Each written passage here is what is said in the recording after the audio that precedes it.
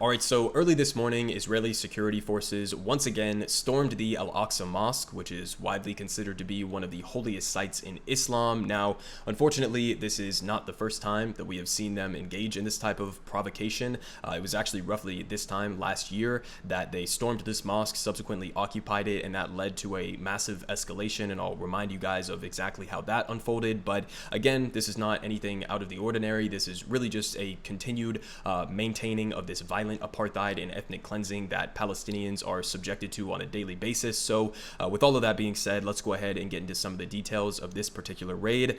They say from Middle East Eye, Israeli security forces attack Palestinian worshippers in al-Aqsa Mosque raid, and they say at least 152 Palestinians were wounded as Israeli forces fired rubber-coated steel bullets, tear gas, and stun grenades during the assault. So a little bit of details. They say Israeli forces have attacked Palestinian worshippers inside al-Aqsa Mosque in occupied East Jerusalem during an early morning raid on Friday, wounding and arresting dozens of people. And they say scores of worshippers were wounded as Israeli forces fired rubber-coated steel bullets, tear gas, and stun grenades inside the courtyards and the prayer halls of the mosque. And the Palestinian Red Crescent said 152 people were evacuated from the mosque and transferred to nearby hospitals, including many with upper body wounds. And they say al-Maqasid Hospital in East Jerusalem said that they have received 40 wounded people from al-Aqsa, two of them with critical injuries, and at least 400 people were arrested. So I'm going to get into how this exactly unfolded according to this Middle East Eye reporting of the on-the-ground eyewitnesses. But just to give you a little bit of a video perspective here, there's nothing too horribly graphic in this. There were many examples of graphic violence that I couldn't show you, but just to give you a little bit of a glimpse into what this looked like from inside the mosque itself, here from Middle East Eye, they give us a little bit of a perspective.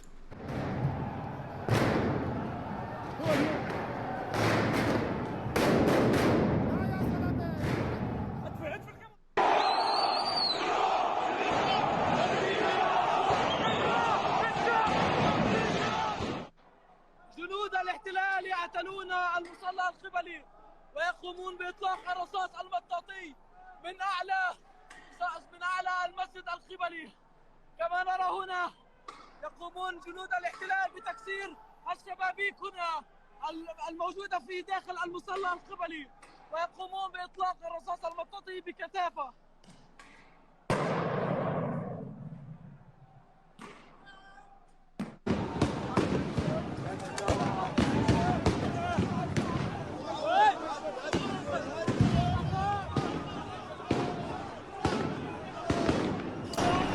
Right, so obviously, terrifying stuff that they're being subjected to this. Now, let's go ahead and check in with, after watching that video and exactly what it looked like, seems to me like it was an invading force that was attacking worshipers as they were trying to do their daily prayers during the holy month of Ramadan. But how does the U.S. media choose to frame this and cover it? Well, here from the Associated Press, which, just as a reminder, had their own press building within the Gaza Strip absolutely flattened by Israeli forces during the May Operation Guardian of the Walls last year. But here's what they had to say. They say clashes between Israeli police and Palestinians at the al-Aqsa Mosque, a major holy site in Jerusalem, have wounded at least 20 Palestinians. We've seen it's upwards of multiple hundreds now, and it was not immediately clear what sparked the violence. Well, it seemed to me like you had a bunch of Israeli security forces that were sparking the violence by going in there with stun grenades and steel-coated rubber bullets and firing them at worshipers who were inside. It seems like maybe that was the spark of the majority of this violence here, but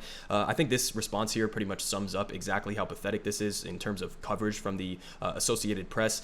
Here from Idris Ahmad, he says, "Did your building in Gaza fall because it clashed with Israel or because it was bombed?" And I mean, yeah, that's how much of a complete ridiculous framing that this actually is, right? And if you go back and you look at their coverage of their own building in Gaza being flattened by Israel, they didn't even back then. I mean, they weren't even giving an aggressive stance against that. They basically just kind of threw their hands up and said, well, I mean, I don't know. I guess without evidence, Israel claiming that Hamas was using the AP building to some degree, well, I guess we'll just never know. And so they allow their own press building within the Gaza Strip to get completely flattened into oblivion, and still they're covering this as if it's a clash. It's not a clash. This is an invasion force that is going into this mosque and brutalizing worshipers. It's very clear that that's exactly what happened. But if you actually go to the article and you see what they are claiming, it perfectly in line with the IDF and the Israeli state, what they are claiming sparked the the violence? Well, surprise, surprise, it's one of the oldest, tropes that they bring out in moments like this. They're literally blaming it on Palestinians for collecting and having rocks at their disposal to, I guess, throw at security forces. So they say Israeli authorities said, again, just blanketly quoting them, this is the same thing here in the United States when you have like a police shooting and then they just go quote like the captain, or they just go quote the chief of police. It's like, okay, not exactly the most trustworthy source, but they say Israeli authorities said that before the unrest broke out, they had negotiated with Muslim leaders to try to ensure calm, but the police say Palestinians stockpiled rocks and other objects inside the compound and hurled stones at the Mughrabi Gate, which leads to the Western Wall, a major Jewish holy site, triggering the violence. So them stockpiling rocks and other objects triggered the violence, I guess, is what they're claiming here. But they say Palestinian witnesses who spoke on condition of anonymity out of security concerns said a small group of Palestinians threw rocks at police, who then entered the compound in force, setting off a wider conflagration. And Palestinians view any large deployment of police at al-Aqsa as a provocation. So yeah, that is a provocation. I mean, could you imagine if evangelical Christians or any Catholic worshipers were going to service on Easter Sunday and you had a giant form of SWAT police who were just standing around surrounding the area with any possible minute triggering of violence that would cause them to go and storm your church? I mean, there's absolutely no way that any Americans would think that this was acceptable if it was happening here in America, but for some reason it's impossible for them to imagine that this is also unacceptable for Israeli security forces to be imposing this presence in the first place, and then to follow it up by, I guess, whatever, a couple kids or something threw rocks at police. That gives you a justification to go brutalize innocent worshipers within this mosque. It's complete bullshit justifications. But they continue saying Palestinians threw rocks and fireworks, and police fired tear gas and stun grenades on the sprawling esplanade surrounding the mosque, and dozens of Palestinians barricaded themselves inside the mosque as they fought Israeli security forces. Were they fighting them, or were they defending themselves from invading Israeli security forces? I mean, again, the way that they characterize this is just absolutely pathetic. I mean, even in this one sentence, Palestinians threw rocks and fireworks, and police fired tear gas and stun grenades and steel-coated rubber bullets. Does that seem to you like it's a fair balance there? I mean, again, it brings me back to like protests that I myself attended here in the United States back a couple summers ago during the massive wave of the George Floyd and Breonna Taylor protests for Black Lives Matter. I mean, you would have some people within the crowd who would like chuck a water bottle at a cop, and then they would use that as a justification to start throwing tear gas canisters into a crowd where 99.9% of the people there were literally just out there protesting, or in this case, people who were literally inside a mosque who were worshiping. I mean, again, it's complete disproportionate response and an escalation of violence clearly by the Israeli security forces, but that's not how they portray it at all in basically any of the Western media, which is, again, part of the reason why I want to cover shit like this, is because when you do get coverage in the Western media, it's typically completely biased on behalf of the state of Israel, if they actually cover it at all. But just to remind you guys of the escalation that happened roughly around, again, this exact same time last year. Here from The Guardian from Monday, May 10th of 2021, Israeli police storm al-Aqsa Mosque ahead of Jerusalem Day March,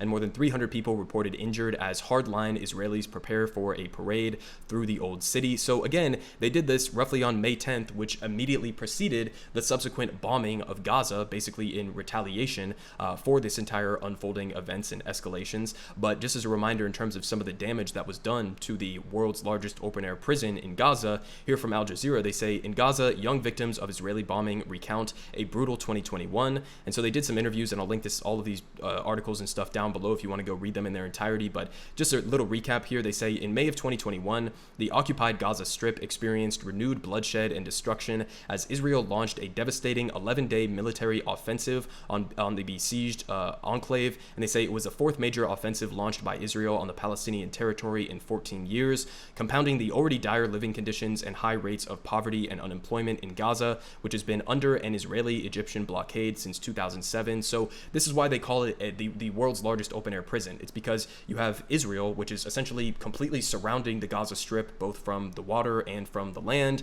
and they have complete control over the water that gets in, the building supplies that gets in, the food supplies that gets in, etc. And while they're doing this, and while they won't allow Palestinians Palestinians within the Gaza Strip to leave, even in cases of like medical emergencies in many instances. Given all of those conditions, they're still bombing the Gaza Strip into oblivion, not allowing people to rebuild. Again, they have massive rates of unemployment, massive rates of poverty, and so that's the situation. That's why they call it the world's largest open-air prison, and they continue with some of the results of what happened as a result of this bombing campaign.